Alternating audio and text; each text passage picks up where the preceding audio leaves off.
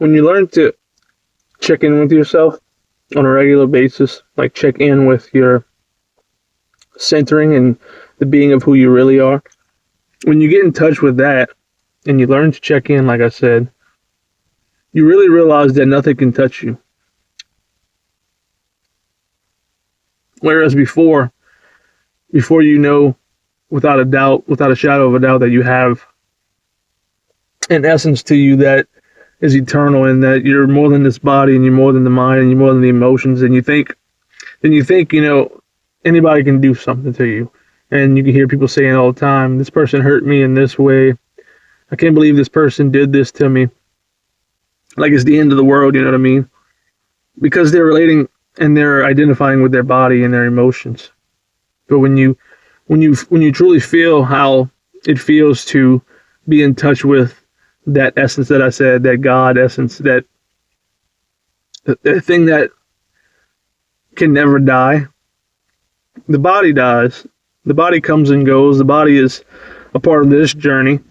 So we perceive death as a real thing, but it's not a real thing. We survive death. We're actually never born and we actually never die.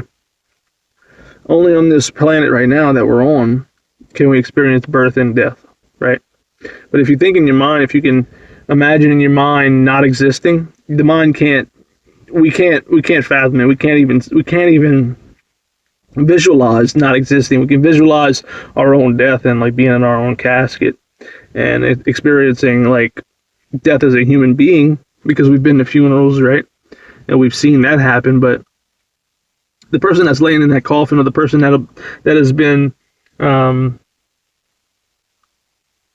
what's the other term if you're not getting buried? When you get burned, basically, like your body gets burned to ashes and it's in an urn. So the body that's laying in the coffin, or the ashes that were once that body that's now in an urn that someone keeps, the essence of that person is not in there anymore. It's quite clear if you ever been to a funeral.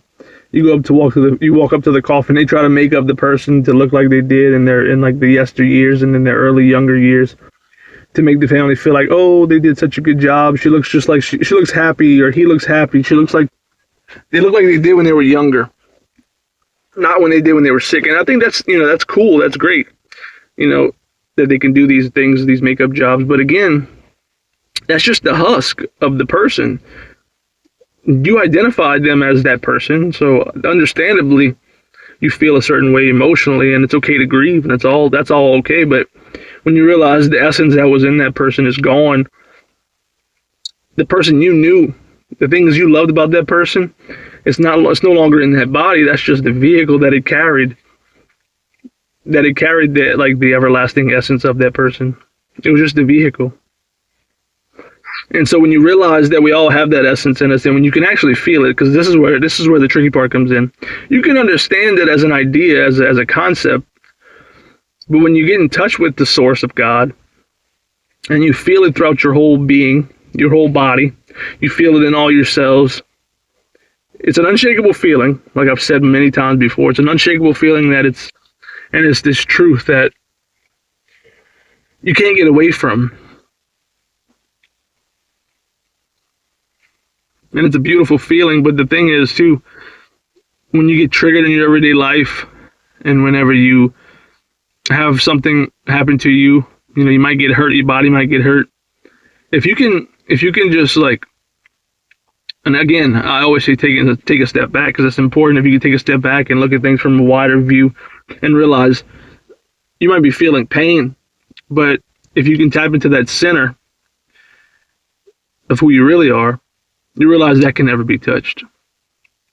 And so when something happens to me nowadays that is less than stellar, and like I don't like the things that's going on in my life, or if I run into a shitty situation at work or something, it helps you not react, because you tapped into that centering, that watcher, that observer. You know what I mean? You taking a step back from your emotions and the feelings and everything, and you realize